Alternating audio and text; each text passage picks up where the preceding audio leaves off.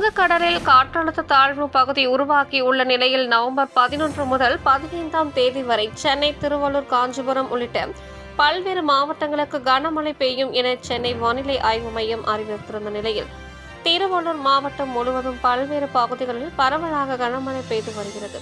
குறிப்பாக திருவள்ளூர், பொன்னேரி, கும்மிடிப்பூண்டி, ஊத்துக்கோட்டை உள்ளிட்ட சுற்று வட்டார பகுதிகளில் காலை முதல் பரவலாக கனமழை பெய்து வரும் நிலையில் திருவள்ளூர் மாவட்டத்தில் இன்று பள்ளி, கல்லூரிகள் வழக்கம் போல் இயங்கும் என மாவட்ட ஆட்சியர் பிரபுசங்கர் அறிவித்துள்ள நிலையில் கொட்டும் மழையில் தங்கள் குழந்தைகளை இருசக்கர வாகனத்தில் அழைத்துக் கொண்டு பெற்றோர்கள் மழையில் நனைந்தபடி சென்று வரும் காட்சிகளை நம்மால் பார்க்க முடிகிறது.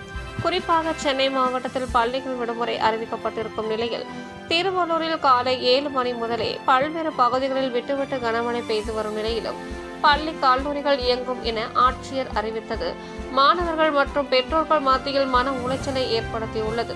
அதேபோன்று காலை நேரங்களில் பணிக்கு செல்வோர் கடும் சிரமத்திற்கு ஆளாகியுள்ளனர். மேலும் தொடர்ந்து கனமழை பெய்து வருவதால் இயல்பு வாழ்க்கை பாதிப்பு அடைந்துள்ளது.